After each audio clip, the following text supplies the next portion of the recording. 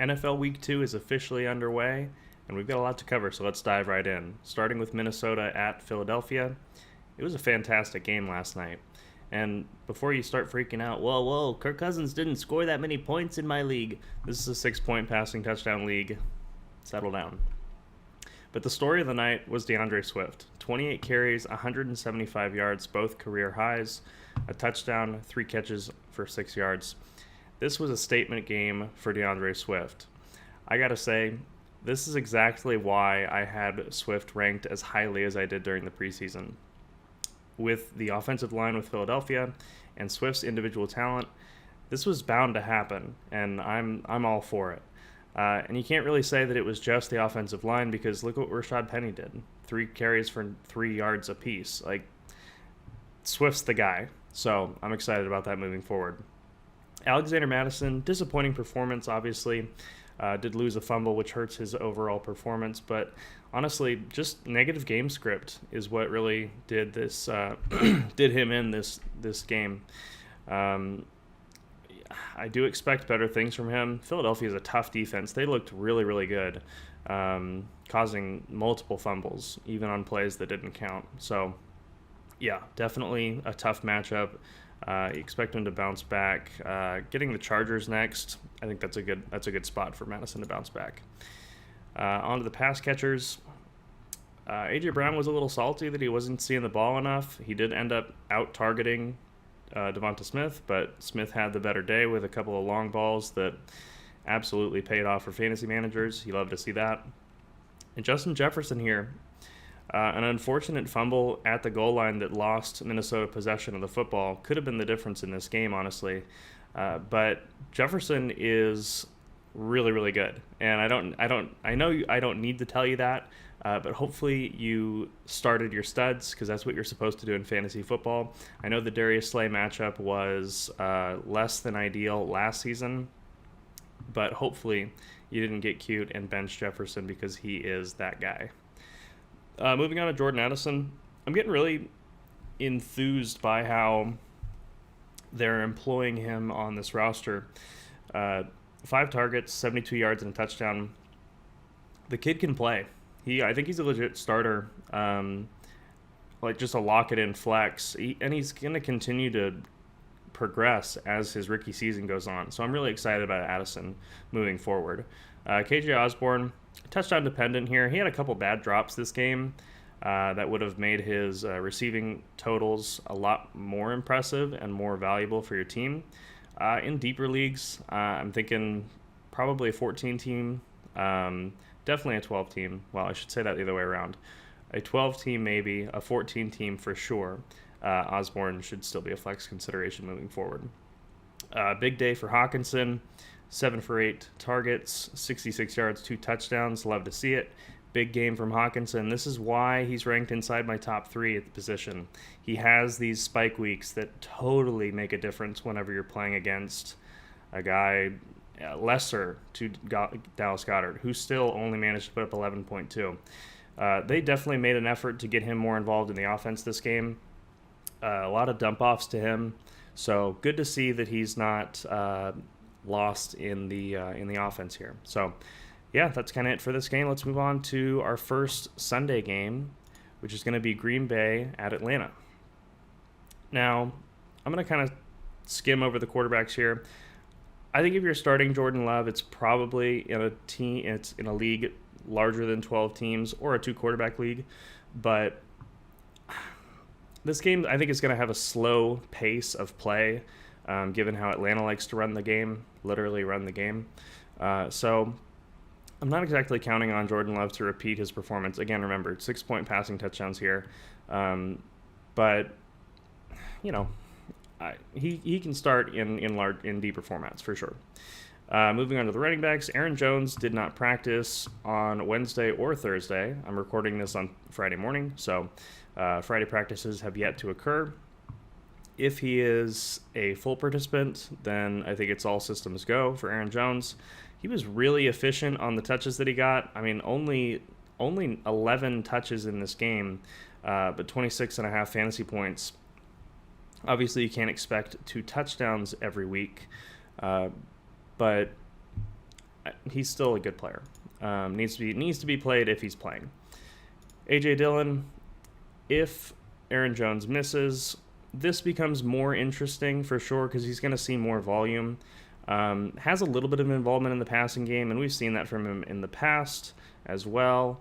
As you can see here, pretty modest numbers in the passing game, but still gets that involvement. So if Jones does not play, Dillon is a flex consideration for sure. These two running backs here on Atlanta, Bijan and Tyler Algier, both need to be started for the time being. Bijan, of course, super talented. We saw great flashes from him in his rookie debut. Algier, this is a guy that rushed for 1,000 yards last season as the lead back in Atlanta. He's not just going to go away because they got a new shiny toy in Bijan. So for now, Algier still makes the flex consideration given his involvement in the offense. All right, pass catchers. Christian Watson, still not at practice. I don't think he's going to come back in time for this game. I think it's going to be another Romeo Doubs game. And honestly, I'm fine with you flexing Doubs if you need to. Not sold on Jaden Reed yet. On the other side of this game, if you can avoid it, I wouldn't start Drake London. 1 target last game. 90% of the snaps is great, but 1 target is really, really bad. So given the matchup as well, Jair Alexander likely going to be shadowing Drake London, it's not looking good. So if you can avoid it, I would avoid starting London on your roster. Obviously, your league size may prevent you from having that luxury, but if you can, avoid London. And then on to the tight ends. Musgrave had a pretty decent day as a rookie. 4 targets, 3 catches, long reception really saved his day. I think there are better options, honestly, out there. Not sold on him yet. As for Kyle Pitts, you knew what you were getting into when you drafted Pitts. I think you got to stick with him. Wasn't a terrible game, all things considered, especially for the tight end position. That's just kind of the nature of it. So he's got upside. He's got tremendous upside. We just don't really see it too often. So I think you got to stick with him if you have him. All right, moving on to the next game. Vegas at Buffalo. Josh Allen looked really, really, really not good on Monday Night Football against the Jets last week. I expect that to kind of correct itself, especially in a home game against the Raiders team that surprisingly is 1-0. For the running backs here, Josh Jacobs was super inefficient last week, 2.5 yards per carry on 19 attempts against Denver on a team which, by the way, he crushed last season. I was not expecting 34.5 fantasy points last year. Was not expecting him to struggle as much as he did in week 1 against Denver, but when you don't play in the preseason, that can happen. James Cook on the other side of this game, I was pretty impressed with what I saw from him. Obviously, the yards per carry is not the best, but the level of involvement, especially handling nearly 60% of the snaps, you could tell that he was the main option in this offense. Really not a lot of competition between Damian Harris, who only saw 1 rush attempt, 2 targets, and Latavius Murray, who saw, again, about 3 opportunities here on this team. It's definitely James Cook. It's his job to lose, so from that perspective, I like him as a flex. Onto the pass catchers here. Devontae Adams should bounce back this week. Didn't have the best season opener for his standards, only 12.5, but he did have the Patrick Surtain Jr. Shadow in that game, so that can happen. Jacoby Myers, still in the concussion protocol. He had a fantastic day opposite of Devontae Adams last week. If this kind of works itself out to where he's the clear number 2 behind Adams on this offense, he's going to really, really pay off if you drafted him. So I'm excited about that. Former Patriot, not the best stint with them, but either way, looking pretty good so far, assuming he stays healthy.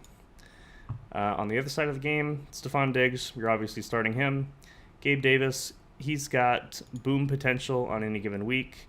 Last week was not one of them, but that was a game where there wasn't a lot of offense to go around. So I expect better things from him this week moving forward. On to the tight ends, Kincaid, Knox. I think they're both tight end considerations in 12 teams or larger leagues. Not really getting the job done in a 10-teamer, I would say. So that's my thoughts on that. Baltimore and Cincinnati up next. I think both of these quarterbacks, Lamar and Burrow, are going to have good games. They both didn't play in the preseason, so a little bit of rust showing in week 1, obviously. But this is going to be a game, I think, that will have a lot more scoring than we saw from both teams last week. Gus Edwards, Justice Hill, talked about these guys earlier this week. I'm really not too enthused by either of them, and I'd like to kind of see what I have in the player that you picked up before starting them, throwing them in the lineup. So hold off on that one, I would say, if you can. Joe Mixon, I think he's going to have a much better game than we saw from him at Cleveland when they were just getting absolutely crushed. Negative game script really hurts running backs. He did see 5 targets, which you like to see. Pretty inefficient there, but Joe Burrow only passed for, I think, 82 yards. So there wasn't a lot of yardage to go around in the receiving game from that perspective. I definitely expect a bounce back there. Okay, receivers. Zay Flowers looks like that guy. He looked absolutely fantastic in his rookie debut.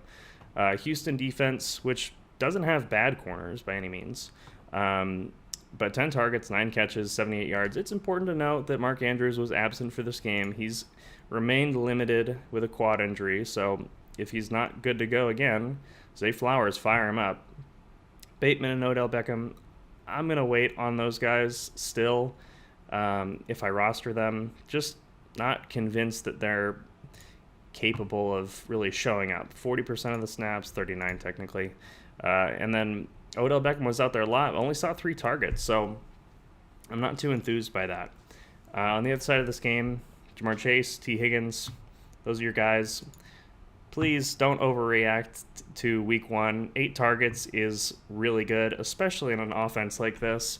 It was a bad week for Cincinnati in week 1. I don't expect that to persist, so T. Higgins is a must-start moving forward still. Tight ends, Irv Smith, there's a lot of mouths to feed on this offense. I think Irv Smith is probably going to have his occasional boom, but not something that we're going to see any form of consistency with. And then Mark Andrews, like I mentioned before, limited in practice, could go. I don't think it's going to say anything here about any indication of like, oh yeah, he's for sure playing. But if he plays, you have to start him, obviously. All right, moving on. Seattle at Detroit. So this game last season absolutely went nuclear.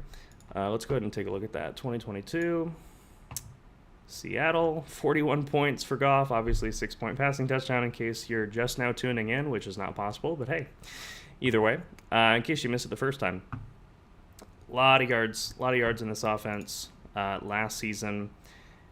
And same thing for Geno. I mean, Geno had a really rough game against the Rams. I do expect him to bounce back against Detroit. I know Detroit played well against Patrick Mahomes in week 1, but honestly, if Mahomes had any pass catchers that had hands for hands instead of feet, they they would have been better. It would have been better for Kansas City there. I expect Geno Smith to bounce back. I like him long term. With the running backs here, Ken Walker, definitely still a starter. Charbonnet, not enough involvement yet. Keep him on your bench. Just bide time with that one. On the other side, Jahmyr Gibbs, projected more than Montgomery. I think we're going to see that split. We saw 21 rushes from David Montgomery last week. I expect that number to kind of get closer to a 50-50. Gibbs is just too talented to keep off the field. I mean, similar to DeAndre Swift and his level of involvement last week, Gibbs is going to get touches a lot more often in this offense. I think that snap percentage is going to go way up. So I'm excited about how he performs this week. On to the receivers here. DK Metcalf, Tyler Lockett. Lockett, I think, he wasn't good last week, but he played 88% of the snaps. It was a down game for Geno Smith. Let's chalk it up to week 1 antics and say Lockett's still a starter. If he fails on you again this week, then you can start getting nervous. Smith and Jigba looked okay in his rookie performance. Again, got to keep in mind, Geno really struggled in that game, so I'm not out on JSN by any means yet. But, yeah. On the other side, Amon-Ra St. Brown. He's that guy on the offense for sure.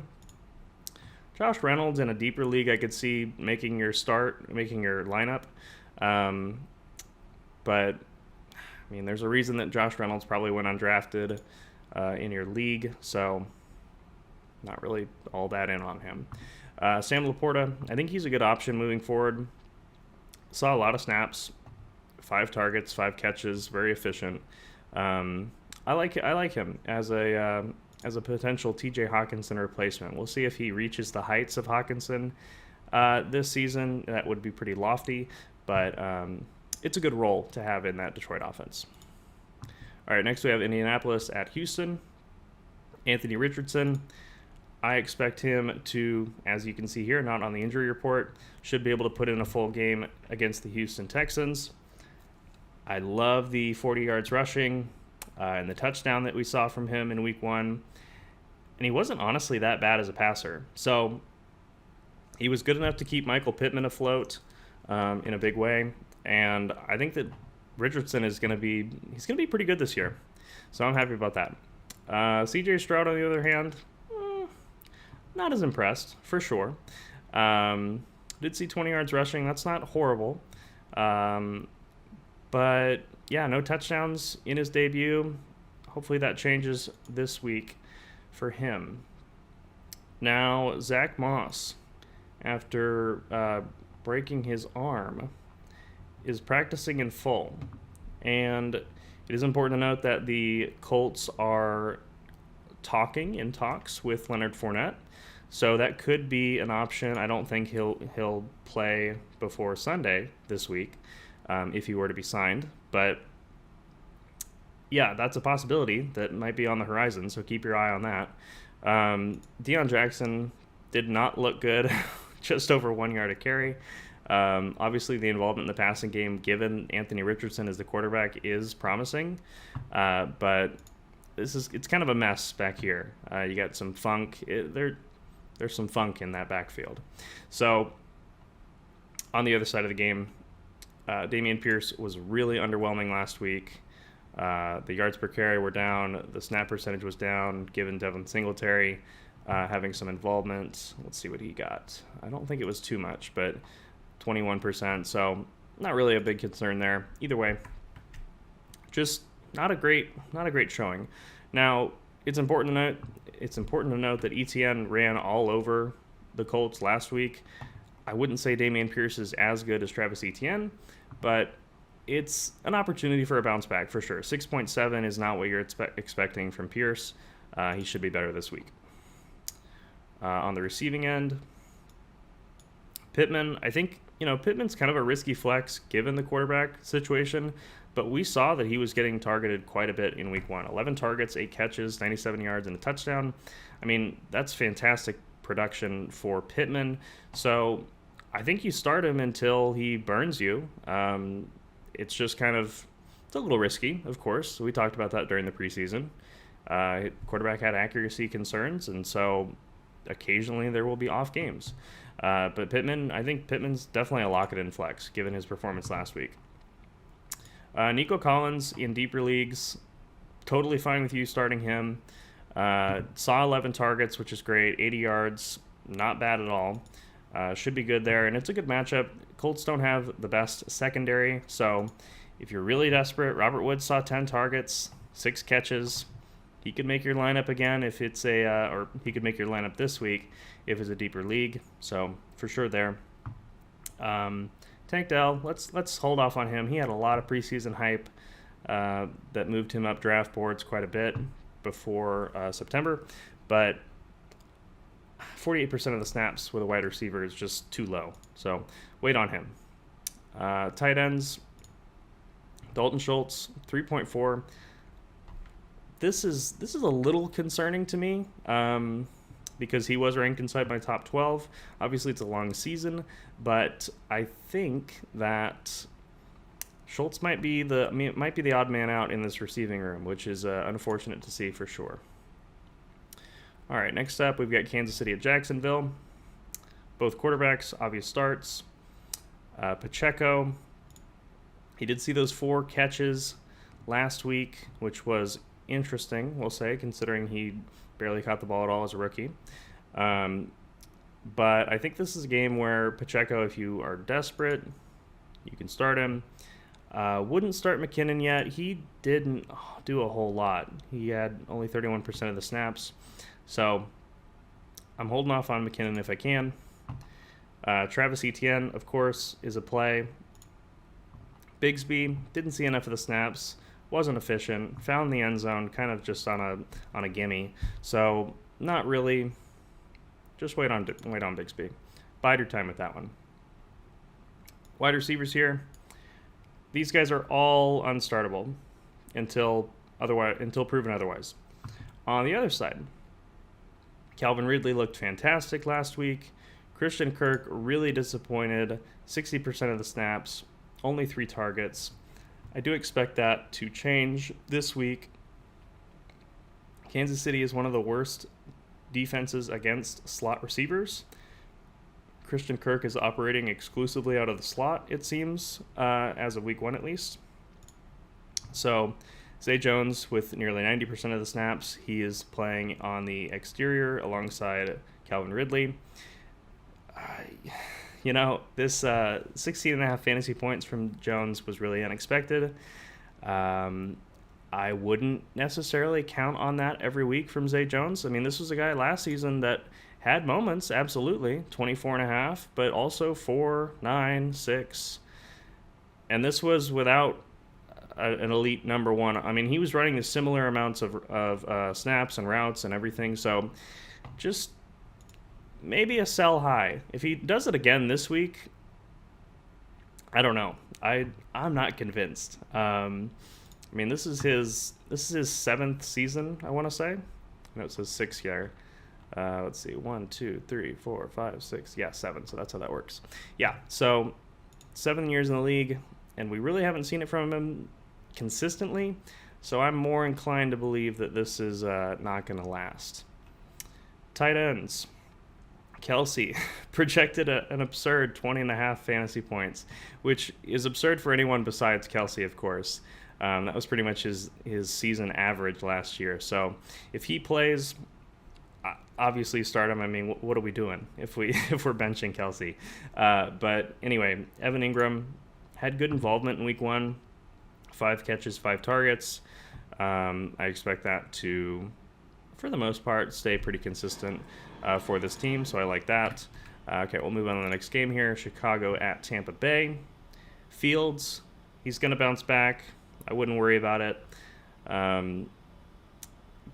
Just kind of a fluke game, honestly. Green Bay was really efficient with their offense, and it wasn't really expected for that to be the case. So I expect Justin Fields for sure to bounce back this week. Moving on to the running backs here. Rachaad White, super inefficient. 2.29 yards per carry. He did get 19 opportunities, which you do like to see. So hopefully that level of usage continues and the efficiency problems start to move in the right direction. So still starting him as a flex if you need him. Khalil Herbert, 36% of the snaps, no thank you. Obviously they were playing from behind last week, 28% for Deontay Foreman. So Roschon Johnson, 39%. Like, this backfield, you can't touch this backfield until we see some level of just consistency of any kind. Wide receivers. So Godwin and Evans, both starters.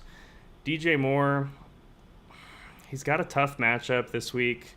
I think it's Carlton Davis the third that he'll be matched up against, and that's Tampa Bay's best corner. You know what? Let me double check that, because that's just the kind of guy I am. Carlton Davis. Well, I think he's the third. Maybe he's not. Either way, that's his matchup. Really good corner. And only 4.5 points from Moore. I think with where you drafted him, you probably should still start him. And this will kind of be a make or break for you moving forward. But tough matchup, so keep that in mind. Cole Kmet should be more involved. Not worried about him, really. And then you're not starting a Tampa Bay tight end right now.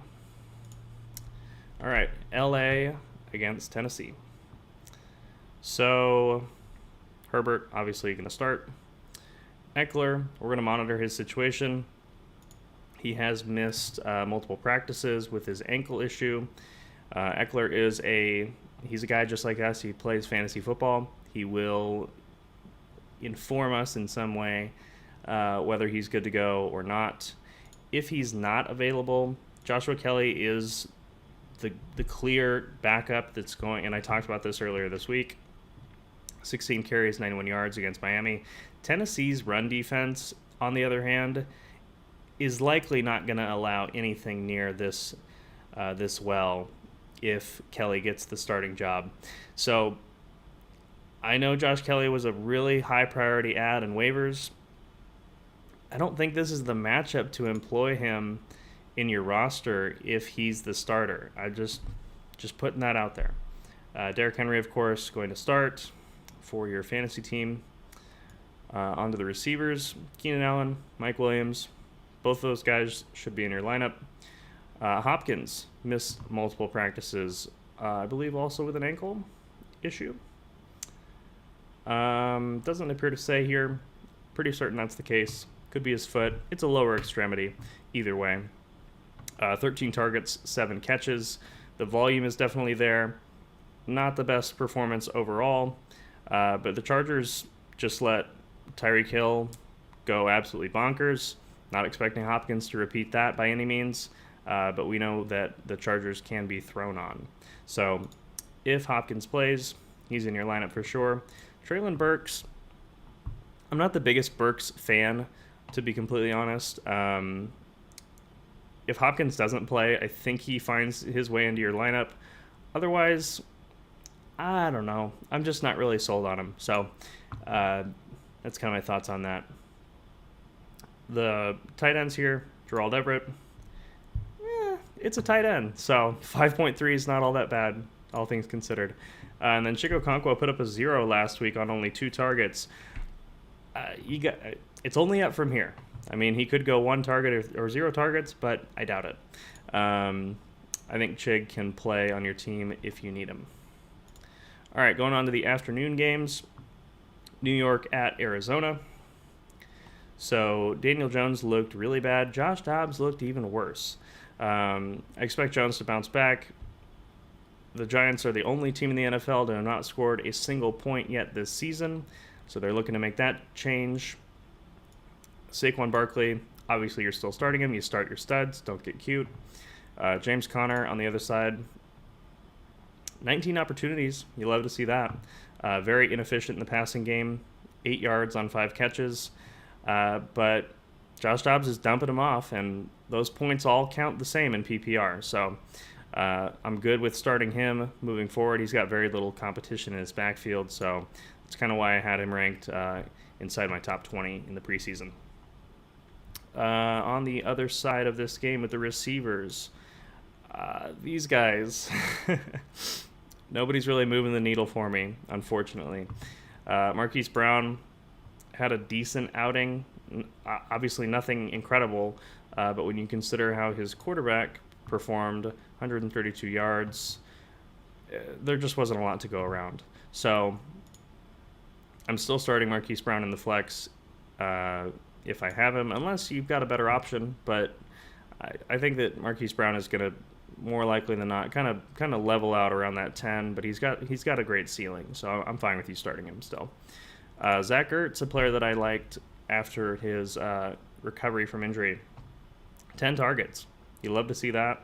Obviously, 21 yards is not great, but as we keep saying, the passing volume was not exactly there with Dobbs under center.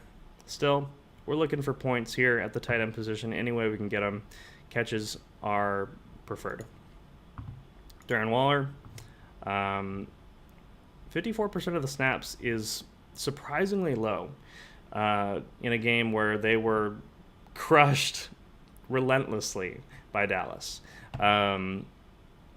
So I'd like to see that number come up quite a bit, honestly, and get him more involved. He's by far the most talented pass catcher on the offense, so Daboll is going to figure it out and get him more involved, I'm sure of it.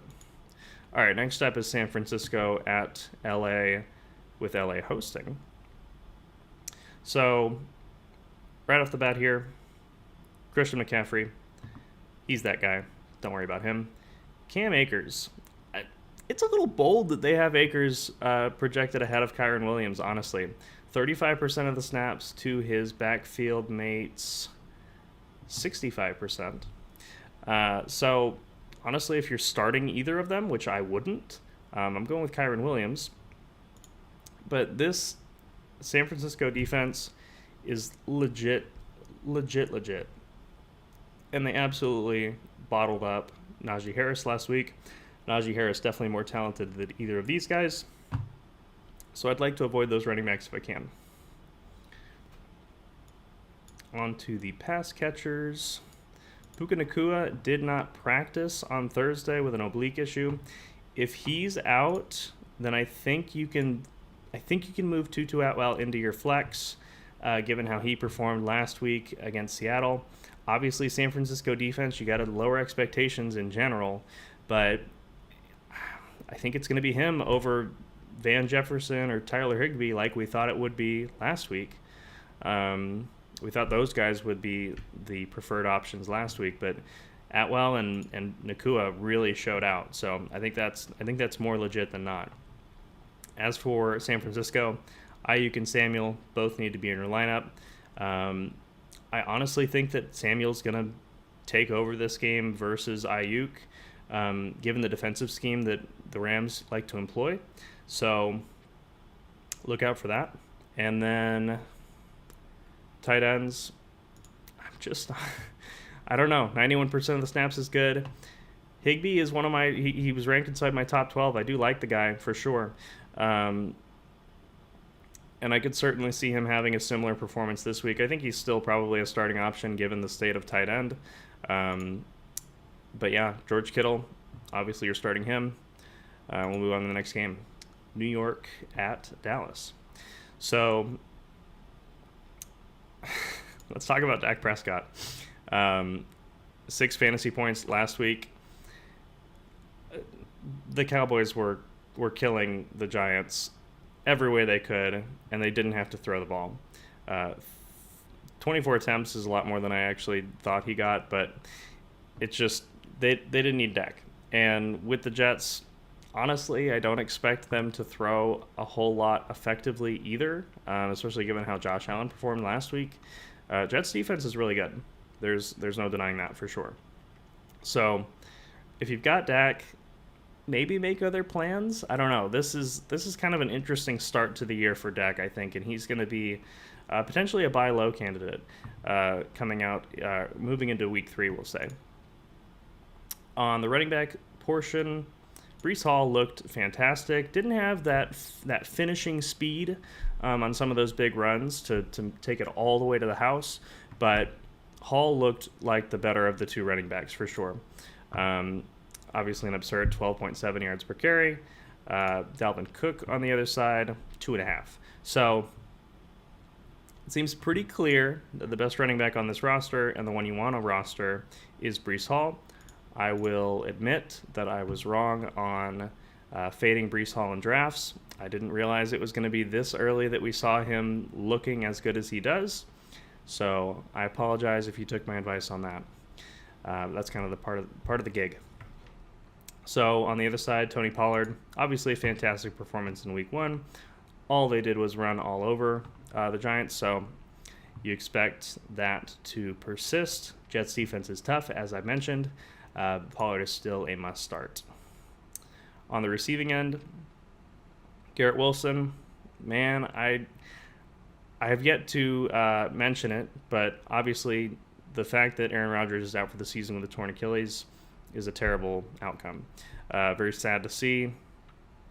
Even as a Patriots fan, you don't want to see injuries like that to a division rival.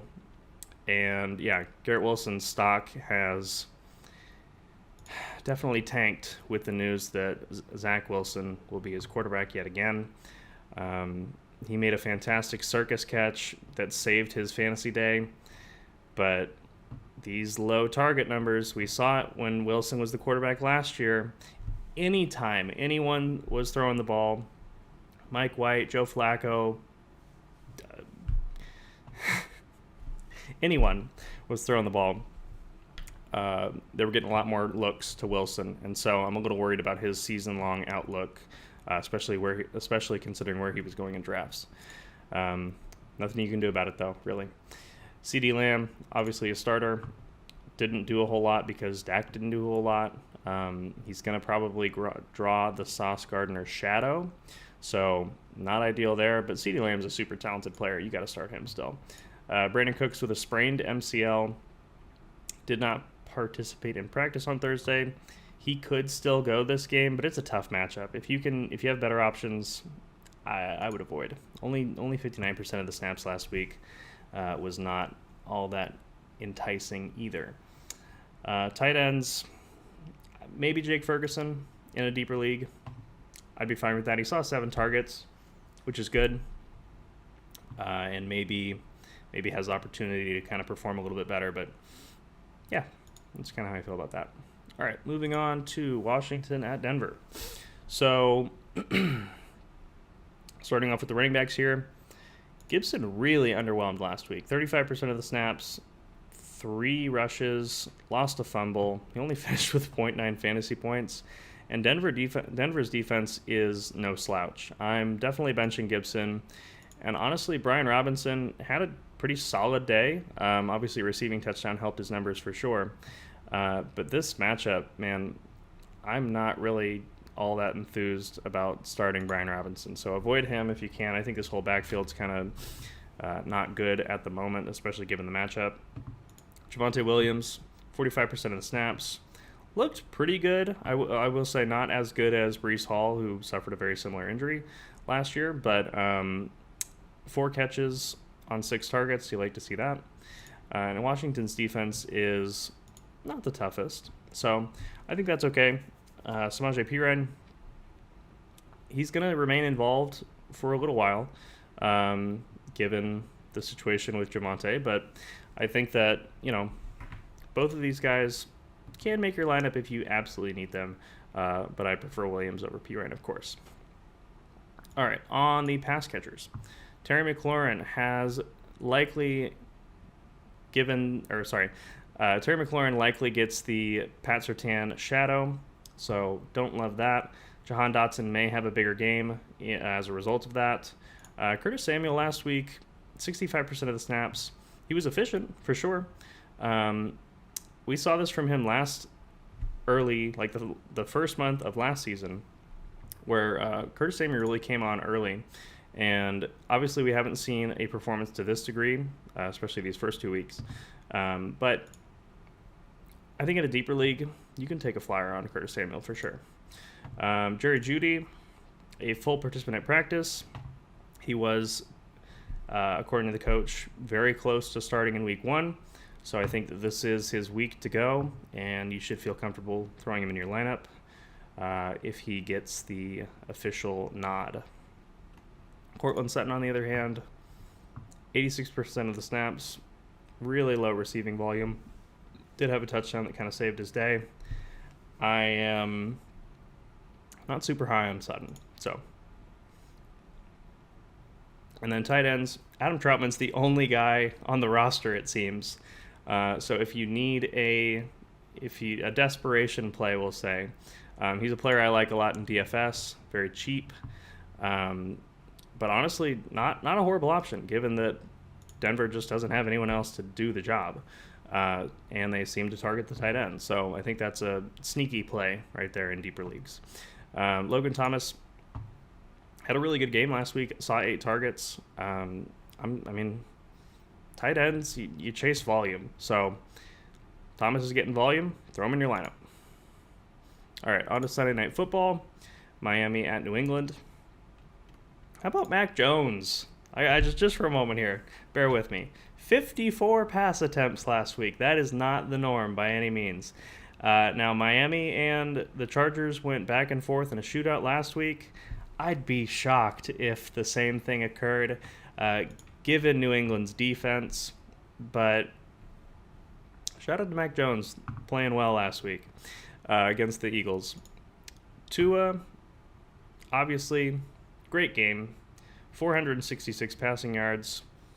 He's really good, and he's got fantastic receivers. So this does not surprise me. I think this number comes way down, closer to his projection against New England. It's just a fantastic defense coached by Bill Belichick. Obviously I'm a fan, so I'm not going to be too over the top with that analysis, but that is my perspective, that it is going to kind of revert to the mean, so to speak. Running back wise, Raheem Mostert, full participant in practice. I think that he can be a flex. I don't know if there's a lot of. I think the floor is a little scary there, given the matchup. I'm not starting Devon Achane until I see him on the field perform. This is not a good week to likely take a chance on him, we'll say. Stevenson definitely showed that he could still perform, especially as a pass catcher, despite Ezekiel Elliott also receiving 5 catches in this game. Out-targeted by Zeke is a little surprising, but this was something that they talked about in preseason after Zeke was signed, that he was going to get involvement in the passing game, which was a little surprising to me, given how Dallas has employed him over the last few years. But lost a fumble. Bill doesn't like fumbles, so neither do I. I'm keeping Elliott on the bench if I can.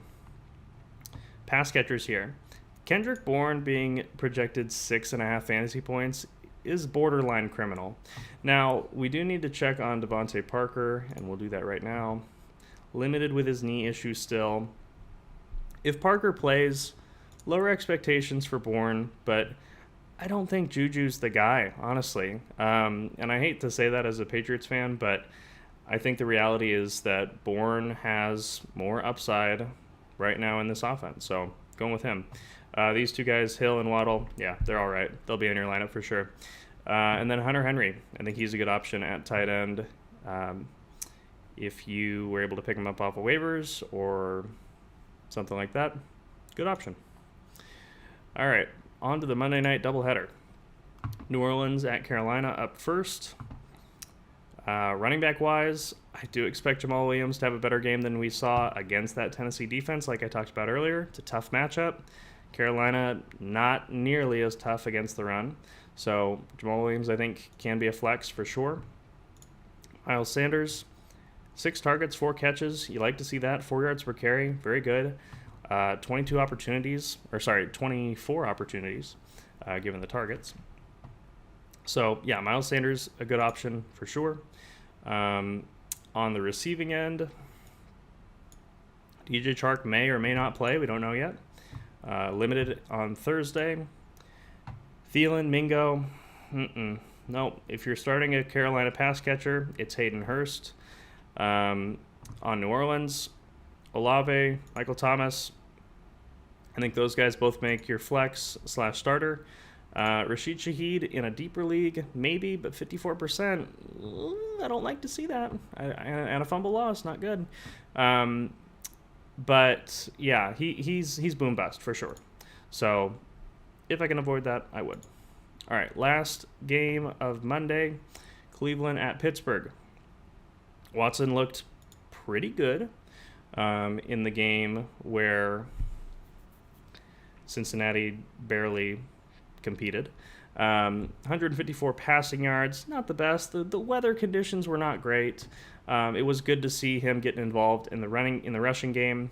Found the end zone that way, which helps a lot. And yeah, I mean Pittsburgh got passed on all over by Brock Purdy. I think Watson can do better, we'll say, than he did last week. And I mean, by the way, 20 fantasy points is not bad. So we'll move with that. On the other side, with running backs, Nick Chubb, obviously you're starting him. Najee Harris, I do expect him to bounce back. I mean, he barely did anything last week, but it was because San Francisco was just pummeling them. So negative game script for sure. Cleveland's got a tough defense. I'm not arguing that, but I think Najee Harris bounces back and performs definitely a lot closer to his projection than he did last week. Jerome Ford did handle 15 carries last week. That was pretty surprising, but with the way that game was going, it makes sense that they didn't want to overload Chubb just because they got a long season to play. And giving him 30 carries, I know fantasy managers would love to see that, but he's 27 years old. You gotta keep him healthy.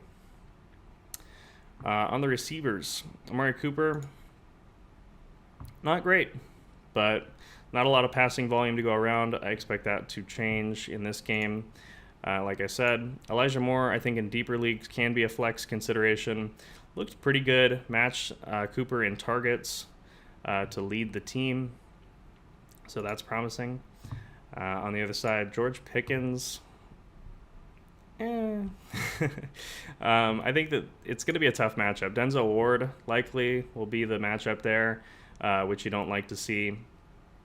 Allen Robinson, I don't know if your heart is ready to trust Allen Robinson again in 2023. So flex that at your own risk, I would say. Freiermuth and Njoku, both guys are starting options, both ranked inside my top 12.